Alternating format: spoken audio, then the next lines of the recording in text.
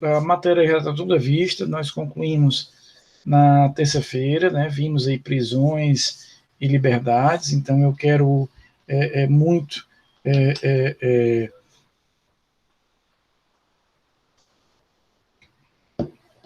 eu quero muito aproveitar esses períodos, esses momentos, para a gente fazer algumas revisõezinhas. Hoje eu vou fazer uma revisão rápida de prisões. Quando for na terça-feira, a gente faz uma revisão mais abrangente sobre procedimentos incidentais e prisões. E na quinta-feira que vem, aí fica aí em aberto para os temas que vocês quiserem. Assim como eu vou liberar vocês nas 2 aulas de dezembro, né? Mas é importante que a gente saiba que todo o conteúdo foi visto, vimos tudo. Na verdade, a gente viu até mais do que a gente precisaria ver, porque, de alguma maneira, no nosso conteúdo, como eu falei para vocês, os procedimentos incidentais, questões prejudiciais, exceções e todos aqueles não estão presentes. Mas não dava para a gente deixar de ver. Quer um cafezinho? Aceito? Queridos, então, vamos lembrar. Luísa, seja bem-vinda, querida. Fernando também. Vamos lembrar, Eva, seja bem-vinda. Vamos lembrar alguns pontos fundamentais do estudo das prisões, né? Primeiro, as estruturas constitucionais. A gente tem como regra a liberdade, e eu tenho 2 possibilidades de realização e elaboração da prisão na estrutura da Constituição: o flagrante delito e a ordem escrita e fundamentada de autoridade judiciária competente. Qual é o principal elemento que a gente vai ter em relação ao flagrante delito? Qual é a grande característica do flagrante delito? É ele dispensar, ele prescindir da ordem judicial, ou seja, quando eu lanço mão da prisão em flagrante, eu não preciso efetivamente a ideia de não precisar de uma ordem judicial. Eu posso prescindir dessa ordem judicial, eu posso não elaborar essa determinada ordem judicial. Então, o que há na prisão em flagrante? Há uma incidência direta da previsão da norma para o fato, ou seja, eu identifico o fato, eu olho o fato, vejo que o fato está em uma daquelas hipóteses do artigo 302, Jailson, ou seja, está cometendo a infração penal, acabou de cometê-la, é perseguido logo após ou é encontrado com documentos. Então, a gente vai ter aí essa estrutura própria de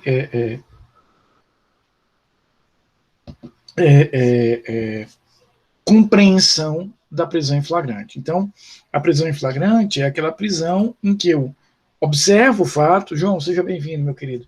Observo o fato, vejo que há uma correspondência do fato com aquela previsão legal e, em cima disso, eu posso fazer a prisão. Então, a maior das características da prisão em flagrante é essa dispensabilidade, essa prescindibilidade da ordem judicial. É por isso que todo controle legal, todo controle judicial sobre a legalidade, para a gente ser mais preciso e técnico, é posterior. Então, eu faço a prisão, vou formalizar essa prisão através do auto de prisão em flagrante, comunico ao juiz. Hoje o código, inclusive, diz que o juiz tem como regra a realização da audiência de custódia, e aí o juiz vai, nesse contexto, avaliar e verificar se é o caso de tomar um daqueles 3 caminhos. Ou ele vai conceder a liberdade provisória, ou ele vai conceder o relaxamento de prisão, ou ele vai conceder a conversão da prisão em preventiva. Então, hoje, a gente vai ter efetivamente a ideia central é que a gente tenha, né, dentro desse raciocínio fundamental, a incidência direta da norma sobre o fato, e o controle que eu faço sobre a prisão é sempre um controle posterior. É sempre um controle é, é, é, é, feito no momento seguinte. Aí o juiz vai ter condições, preferencialmente na audiência de custódia. Por que eu estou usando preferencialmente? Porque a jurisprudência do STJ não sinaliza, nós chegamos a discutir isso na nossa aula, que haja uma ilegalidade absoluta, automática, pela não realização da audiência de custódia. Por mais que a lei defina que ela deve ser feita, o STJ vem entendendo que se eu não faço a audiência de custódia, porém, se o juiz faz o controle de legalidade e determina um desses três caminhos a seguir, beleza, não se vai anular aquele ato por isso. Tá? Então, a principal característica da prisão preventiva, desculpa, da prisão em flagrante, é essencialmente a construção dessa prisão a partir de uma relação norma-fato. E aí depois, Flávio, eu vou fazer o controle de legalidade. Mas a Constituição traz uma outra possibilidade de prisão, são as prisões decorrentes de ordem escrita e fundamentada de autoridade judicial competente. Então a gente vai ter que entender que só quem manda prender no Brasil, né, só quem prende no Brasil é juiz. Juiz aqui no sentido lato, né, juiz, desembargador e ministro. É esse o responsável, a autoridade estatal que vai ter a capacidade de determinar essa prisão. E não é qualquer juiz, é de ser o juiz competente para aquele determinado fato. Ou seja, eu, por exemplo, ou vocês, nós não estamos sujeitados à competência ou prerrogativa de função. Né? E a gente vai, dentro desse caminho,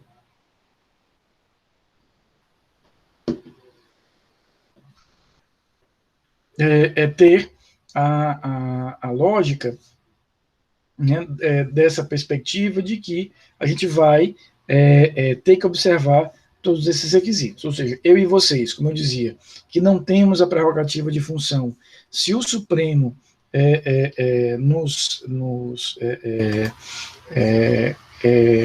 determina uma prisão contra mim ou contra vocês, por mais bem fundamentada que ela seja, por mais que essa ordem venha do Supremo, ele não tem a competência para isso, para a gente poder efetivamente ter essa estrutura. Eu não tenho como ter essa prisão como uma prisão válida. Então, a gente vai ter a observância obrigatória desses requisitos. Ou seja, essa ordem tem que ser emanada de uma autoridade judicial que seja competente, tem que ser escrita, né? Tem que ser escrita e tem que ser fundamentada. Então, a gente vai ter efetivamente que fundamentar dentro dessa lógica a ideia de que a ordem tem que ter todos os elementos ali que me permitam saber quem a decretou, contra quem foi decretada, que natureza de prisão estou falando, se temporária ou preventiva, se ela preencheu as hipóteses constitucionais e legais, se ela está preenchendo as hipóteses específicas que nós vimos lá, tanto na Lei 7.960, que define as hipóteses de prisão temporária, quanto na lei que define as hipóteses de prisão preventiva, que é o próprio Código de Processo Penal, lá como nós vimos na semana passada, nos artigos 312 e 313. Então, dentro dessa realidade, a gente vai ter a ideia de que o juiz precisará, ao escrever essa ordem, repito, o juiz competente, o juízo competente, ele vai precisar deixar muito claro por que Antônio, que aquele indivíduo, naquele momento, naquele contexto, está preenchendo aquelas hipóteses legais de prisão que nós temos.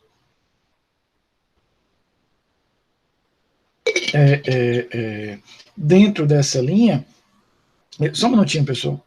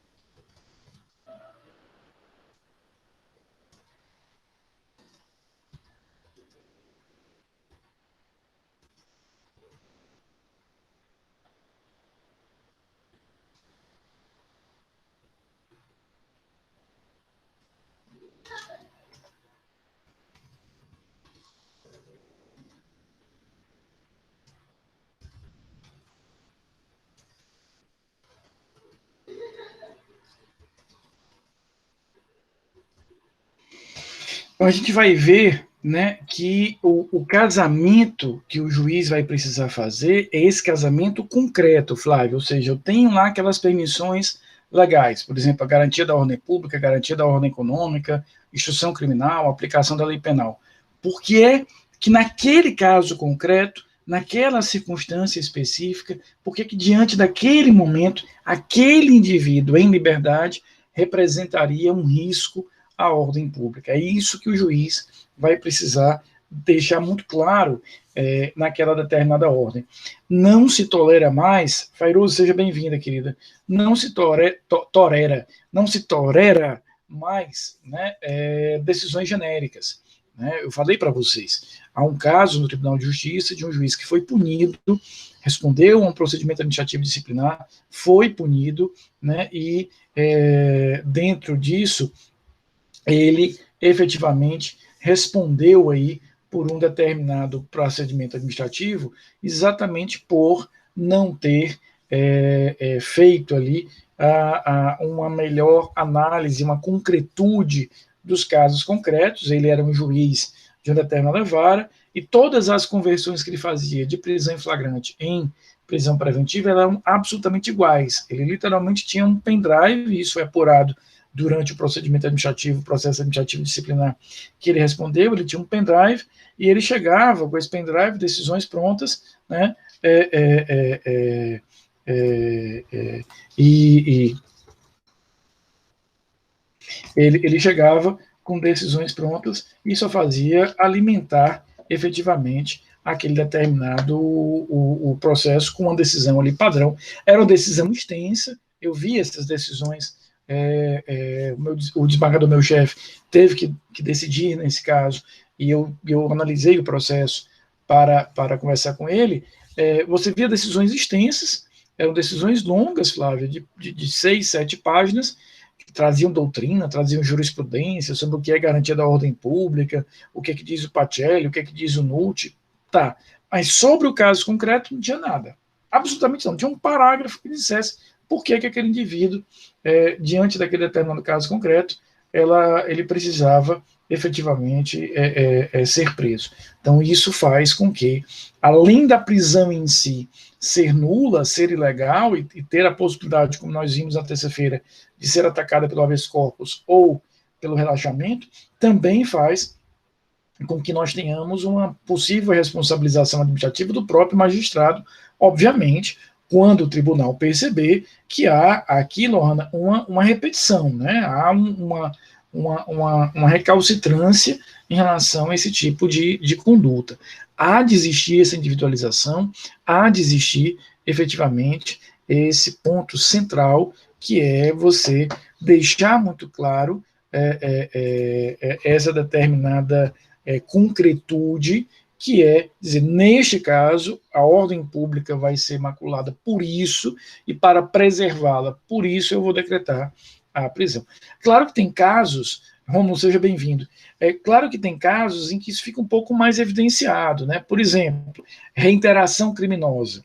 Isso é um elemento muito tranquilo para que você possa fundamentar uma determinada prisão preventiva, ou seja, aquele agente foi preso, foi solto, fica tranquilo, Romulo, hoje a aula é light, na verdade as aulas aqui para frente são encontros aqui para a gente conversar sobre o que a gente viu, nada de pressão sobre isso, basta as pressões do momento mesmo.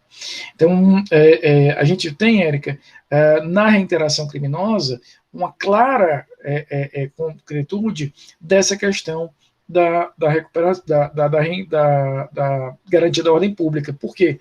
O cara foi preso, foi solto. Aí ele volta a ser preso porque voltou a delinquir, voltou a praticar fatos típicos.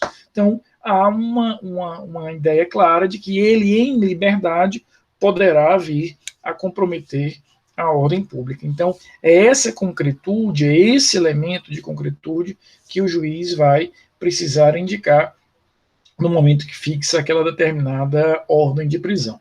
Nós vimos as características da prisão temporária, né? É uma prisão que acontece durante o inquérito policial, é uma prisão que tem prazo definido, é a única prisão com prazo definido na lei, são 5 dias mais 5 para crimes comuns e 30 mais 30 no caso de crimes hediondos. É uma prisão que vai ter efetivamente um foco muito bem delimitado, ou seja, ele vai ser autorizado, Eva, quando for indispensável para a investigação criminal, mas dentro de um foco específico, ou seja, eu consigo perceber que naquela prisão ali de 5 mais 5 dias eu consigo resolver minha vida. Se eu perceber que o risco social ou o risco para a investigação a gente vai ter de manter aquele indivíduo preso, eu vou efetivamente ter uma estrutura muito clara de que eu preciso usar a prisão preventiva. Em outras palavras, explicando de outra forma, se eu perceber que aquela atuação pontual, específica da prisão temporária, que ela é muito específica, ela não é capaz de resolver a proteção que eu quero, de dar a proteção que eu quero, aí sim eu vou ter condições de utilizar, ou devo utilizar a prisão preventiva, tá bom? Vimos então, Fernanda, seja bem-vinda, vimos que a prisão temporária, ela vai ser feita com um daqueles fundamentos lá do artigo 1º da Lei 7.960, de 89, quando for indispensável para a investigação, quando for necessária para a identificação daquele determinado investigado, a gente vai ter efetivamente o indicativo de que ele merece ser preso para a sua identificação. Agora, quer numa situação, quer na outra, a gente vai ter condições de prender temporariamente apenas e tão somente quando eu perceber que o fato investigado é um daqueles crimes descritos lá no inciso 3º do artigo 1º e só naqueles crimes. Ali a gente tem um rol taxativo de crimes onde eu admito efetivamente a decretação da prisão temporária.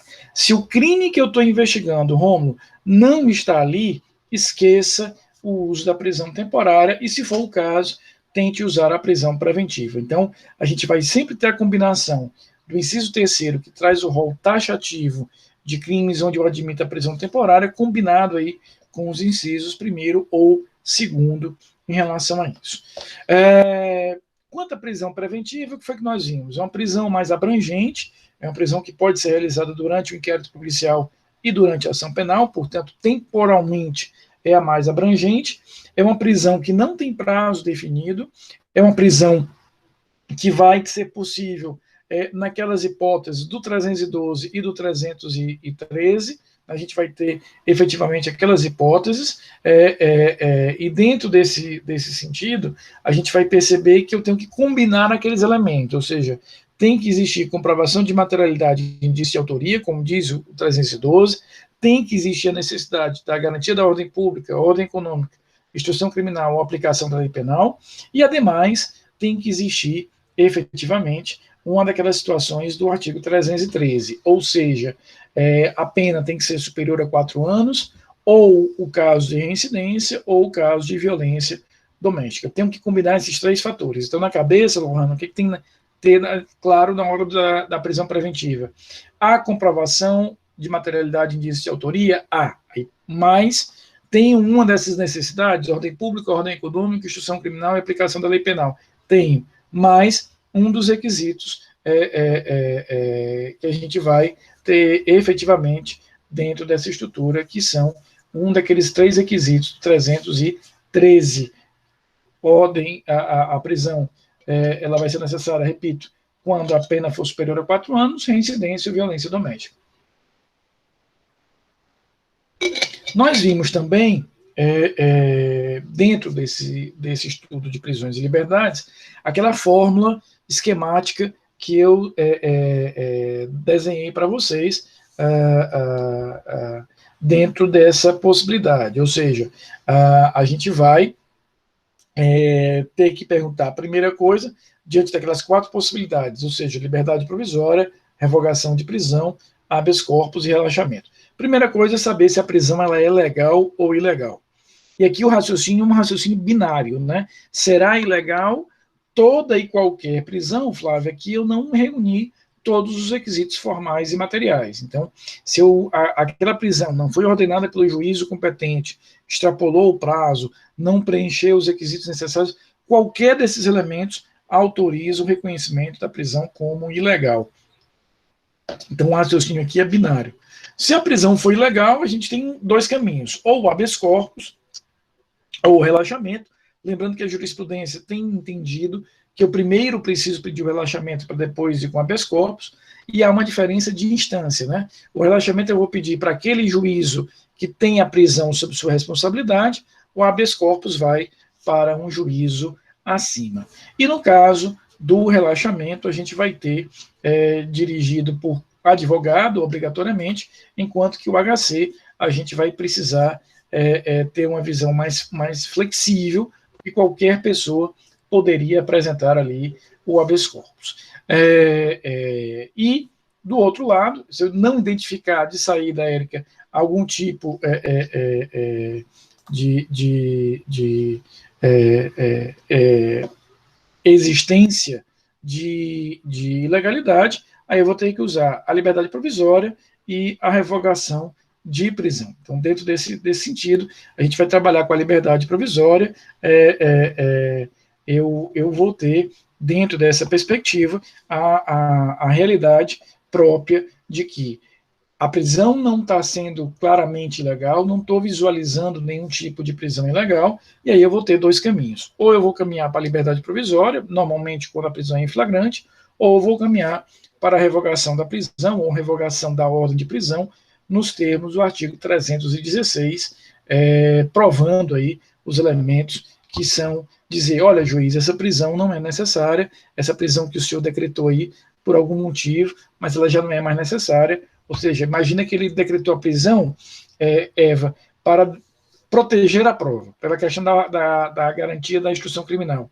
E eu provo para o juiz o seguinte, olha, juiz, o senhor decretou a prisão por esse motivo, mas as testemunhas indicadas pela acusação já foram ouvidas, então não tem por que você manter aquele indivíduo preso. Então eu vou tentar convencer, nos termos aí do 316, que ele venha a desfazer a decretação daquela prisão com base nesses elementos, tá?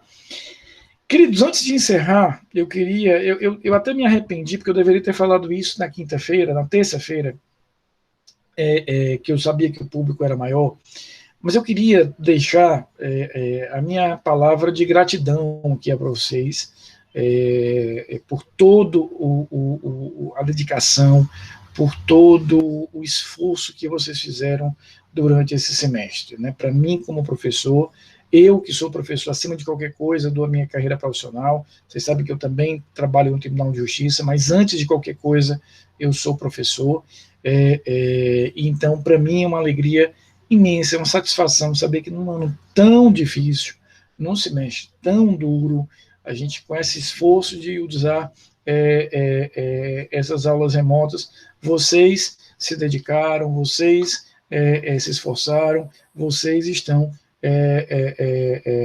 trabalhando basicamente nisso. Então, a gente vai ter, dentro desse sentido, eu queria deixar expressamente essa minha palavra de gratidão pelo esforço de vocês, né, pelo esforço de estarem aqui em cada aula. Vocês foram uma turma super assídua, vocês são testemunho, nós somos 55 nessa nossa turma aqui. Dificilmente a gente tinha menos de 35, 40 em cada aula, e assim foi o semestre inteiro. Então, fico muito feliz de saber que a gente está se encaminhando aí para o final, com toda a matéria vista, no meu olhar, muito bem vista, diante das características do semestre, e a gente vai efetivamente ter, dentro desse cenário, a só gratidão que eu tenho a vocês, tá bom?